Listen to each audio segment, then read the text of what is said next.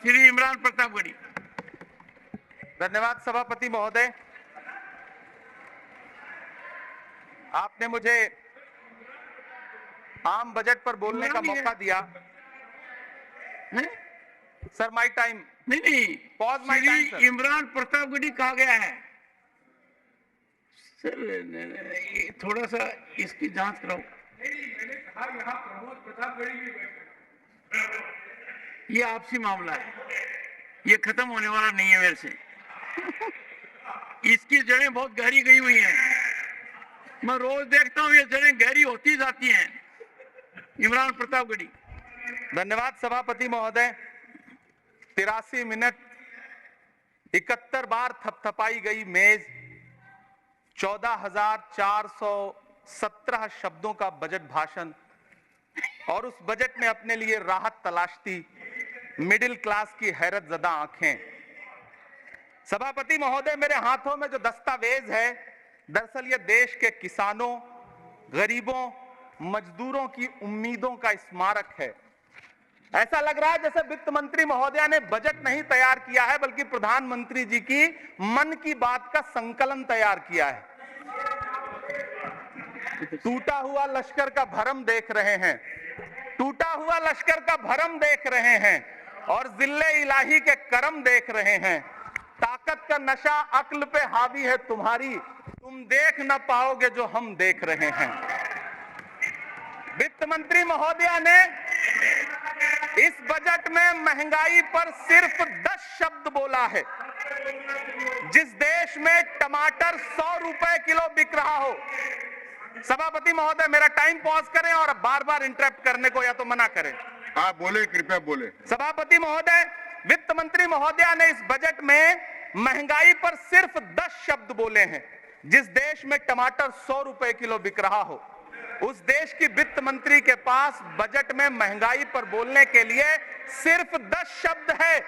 Diesel, petrol, आटा, चावल, दाल, सब्जी की महंगाई का तो कोई जिक्र ही नहीं। सावन चल रहा है तो प्याज और लहसुन का दाम पूछना तो शायद पाप होगा। मैंने तो यह भी सुना है कि वित्त मंत्री जी जो चीज खुद नहीं खाती हैं, उसके दाम से उनका कोई लेना देना नहीं होता। लेकिन इस बार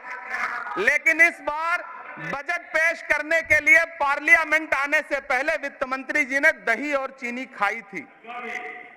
अब तो उनसे यह पूछा जा ही सकता है कि उन्हें दही, दूध और चीनी का रेट तो इन दिनों पता ही होगा। क्या उसे सस्ता करवाएंगी या नहीं सस्ता करवाएंगी? अगर पता है तो कृपया सस्ता करवाइए, क्योंकि इसी चीनी ने अमेठी में एक मंत्री महोदया का राजनीतिक कैरियर कड़वा कर दिया। सभापति महोदय, अपने शीश महलों में बैठे हुए सरकार के सांसद और मंत्री कह रहे हैं कि महंगाई कम हो रही है। संसद की कैंटीन से बाहर निकल करके एक चाय का कप खरीदिए, तब समझ में आएगा कि महंगाई कम हो रही है या बढ़ रही है। किसी एक दिन अपनी किसी मजदूर की तरह अपनी दिन भर की दिहाड़ी लेकर के बाजार जाइए और अपने बच्चों के लिए राशन खरीदिए, तब पता चलेगा कि महंगाई कम हो रही है या नहीं हो रही है। यहां बैठ करके बड़ी बड़ी बातें करना आसान है। ये चूनर धानी धानी भूल जाते, ये पुरवा की रवानी भूल जाते, जो आकर 4 दिन गांव में रहते तो सारी लंतरानी भूल जाते। सभापति महोदय, इलेक्टोरल बॉन्ड खरीदने के नाम छुपाने वाली सरकार, इलेक्टोरल बॉन्ड खरीदने वालों के नाम छुपाने वाली सरकार इन दिनों आम के ठेला लगाने वालों के नाम जानना चाहती है। मुझे तो होटलों, ढाबों या आम के ठेलों पर नेम प्लेट लगवाने वालों से पूछना है कि कभी खून की बोतल पर देखा है किसी का नाम लिखा हुआ? मुझे पूछना है कि क्या कोरोना के दौरान अपनी उखड़ती हुई सांसों के लिए ऑक्सीजन तलाशने वाले किसी इंसान ने ऑक्सीजन लाने वाले किसी इंसान से पूछा था कि ऑक्सीजन लाने वाला इंसान मुसलमान है?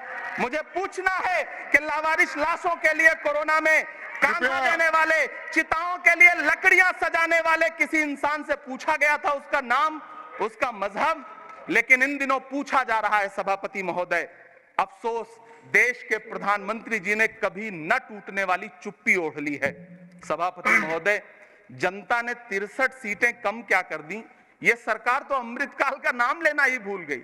ये भूल गई है अमृतकाल को, ये भूल गई है मनरेगा को, ये भूल गई है मौलाना आजाद नेशनल फेलोशिप को, ये भूल गई है मणिपुर को, ये भूल गई है महाराष्ट्र को।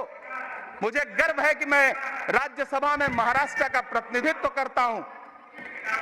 महाराष्ट्र जो देश की आर्थिक राजधानी है, जो टोटल कॉर्पोरेट टैक्स का 40%, इनकम टैक्स का 32% और जीएसटी का 20% इस देश को देता है, उस महाराष्ट्र के लिए इस बजट में एक शब्द नहीं है। आप बैठ जाए। सभापति महोदय, आखिर महाराष्ट्र से किस बात का बदला लिया जा रहा है? महाराष्ट्र ने लोकसभा चुनाव में बाबा साहब अम्बेडकर के संविधान को बचाने के लिए वोट क्या कर दिया? प्रधानमंत्री जी तो महाराष्ट्र से बदला लेने पर उतर आए। अब तो शायद उन्हें याद भी ना हो यवतमाल का वो दाभड़ी गांव, जहां 20 मार्च 2014 को वो किसानों के साथ चाय पर चर्चा करने गए थे और उनकी किस्मत बदलने के सपने दिखाए थे। उसी यवतमाल में पिछले 6 महीने में 132 किसानों ने आत्महत्या की है। सभापति महोदय, महाराष्ट्र में हर महीने 209 किसान आत्महत्या कर रहे हैं। राज्य सरकार द्वारा सौंपा गया आंकड़ा बताता है कि 1 जनवरी से 31 मई के बीच 1046 किसानों ने आत्महत्या की है। लेकिन अफसोस, इस बजट में महाराष्ट्र के किसानों के लिए कुछ भी नहीं है। किसानों से चिढ़ी हुई सरकार ने बजट में किसानों के एमएसपी की लीगल गारंटी नहीं दी। लेकिन याद रखिएगा, जो किसान का नहीं वो हिंदुस्तान का नहीं। सभापति महोदय, मुझे वित्त मंत्री जी से पूछना है कि वो जो कुछ साल पहले 100 स्मार्ट सिटी बनाने का ढोल पीटा गया था, सुना है उस ढोल में पानी भर गया है, इसीलिए आपने उसका नाम बदल करके सिटीज ऑफ ग्रोथ हब्स रख दिया है। अच्छा है, नाम बदलने का खेल खेलते रहिए। आपकी कई सरकारें तो इसी वजह से चल रही हैं। इस सरकार को पढ़े लिखे लोगों से दिक्कत है सभापति महोदय, इसीलिए इस सरकार ने यूजीसी का बजट 66% कम कर दिया है। वाह री सरकार। सभापति महोदय, मैं वित्त मंत्री जी के संज्ञान में लाना चाहता हूं कि किशनगंज में एएमयू सेंटर के पास 224 एकड़ जमीन है। यूपीए सरकार ने सोनिया गांधी जी की अगुवाई में 136 करोड़ रुपए एएमयू किशनगंज सेंटर के लिए सेक्शन किए थे। लेकिन आपकी सरकार ने पिछले 10 साल में उस 136 करोड़ में से सिर्फ 10 करोड़ रुपया रिलीज किया है। 1.5 करोड़ की आबादी वाला सीमांचल बेहतर शिक्षा के लिए उस सेंटर की बाट जोह रहा है। मेरा आपसे सवाल है कि इस सेंटर का बाकी पैसा आप कब रिलीज करेंगे? मुझे उम्मीद है वित्त मंत्री महोदया जवाब जरूर देंगी। सीमांचल उसी बिहार में आता है जिसकी बैसाखी के सहारे आपकी सरकार चल रही है। वहां के लोगों को एम्स की जरूरत है। महानंदा और कोसी से होने वाली बाढ़ की तबाही को रोकने के लिए बांध बनाइए, सीमांचल के साथ सौतेला व्यवहार बंद करिए।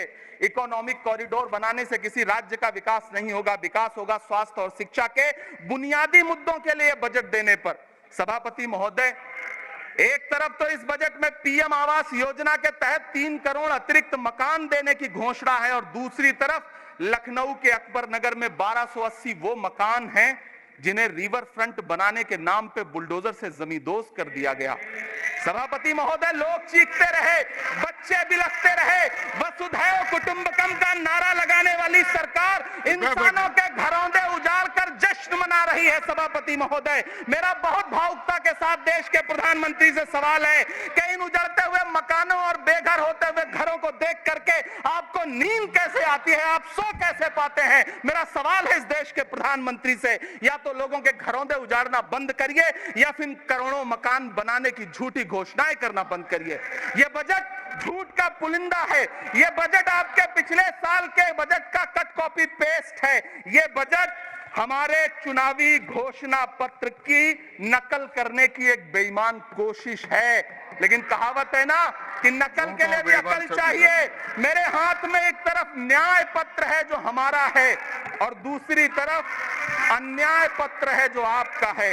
इस सरकार को आलोचना सुनने की आदत नहीं है सभापति महोदय। जब आप इनसे सवाल पूछिए तो ये कहते हैं कि आप बताइए 70 साल में आपने क्या किया है। मैं तो इस सदन में कहना चाहता हूं सभापति महोदय कि हमसे 70 साल का हिसाब मांगने वालों, जो सरकार अपना चलाया हुआ 2000 का नोट 7 साल नहीं चला सकी, वो हमसे 70 साल का हिसाब मांगती है। सभापति महोदय, मैं अंत में आपसे ये कहना चाहता हूं, ये बजट बैसाखी पर टिकी हुई सरकार का कुर्सी बचाओ बजट है। इस बजट में राज्यों के साथ, किसानों के साथ, नौजवानों के साथ, महिलाओं के साथ, देश के मिडिल क्लास के साथ अन्याय किया गया है और इस अन्याय का खामियाजा आपको महाराष्ट्र, हरियाणा और झारखंड के चुनाव में भुगतना पड़ेगा। सभापति महोदय, इस सरकार ने नोटबंदी लगाकर देश की आम जनता की पूंजी छीन ली। बैठे बैठे नहीं बोले, कृपया टैक्स लगा करके छोटे व्यापारियों के कारोबार छीन लिए, पेपर लीक करवा करके युवाओं की आंखों से नौकरी के सपने छीन लिए, अग्निवीर लाकर देश के जवानों की उम्मीदें छीन ली, बुलडोजर लगाकर लोगों के आशियाने छीन लिए, महंगाई लाकर देश की जनता की थाली से निवाले छीन लिए और नारा लगाया कि हम तो सेवक हैं, 18-18 घंटे काम करते हैं। इन्हीं लोगों के लिए किसी ने शेर कहा है कि जो सच और झूठ में दूरी है वो दूरी समझते हैं, सियासी हाकिमों की हम भी मजबूरी समझते हैं, वो अपना हक समझते हैं निवाला छीन लेने को, डकैती को बहुत से लोग मजदूरी समझते हैं। हमें पता है कि कैसी मजदूरी की जा रही है। सभापति महोदय, मैं यहां खड़ा होकर के अंत में आपसे कहना चाहता हूं कि इस बजट में तमाम राज्यों के साथ अन्याय किया गया है, इस बजट में युवाओं के साथ अन्याय किया गया है, महिलाओं के साथ अन्याय किया गया है और खास तौर से महाराष्ट्र के लिए कुछ नहीं रखा गया है। महाराष्ट्र बाढ़ से जूझ रहा है, पानी बरसने से वहां 1500 से ज्यादा लोग मारे गए हैं। उस शहर को, उस राज्य को 4000 करोड़ के पैकेज की जरूरत है ताकि जो फसलें बर्बाद हुई हैं लोगों को राहत दी जा सकी। लेकिन अफसोस, इस बजट में महाराष्ट्र के लिए ऐसा कुछ भी नहीं है। मैं आखिर में यह कहना चाहता हूं कि पिछले 7 दिन से इस बजट का बड़ा ढिंढोरा पीटा जा रहा है, इसे महान बताया जा रहा है, लेकिन कौन महान बता रहा है? सत्ता पक्ष के लोग, उन्हें तो बताना ही है, क्योंकि मैं अवध क्षेत्र से आता हूं, प्रतापगढ़ से, नीरज भाई भी अवध और पूर्वांचल से आते हैं।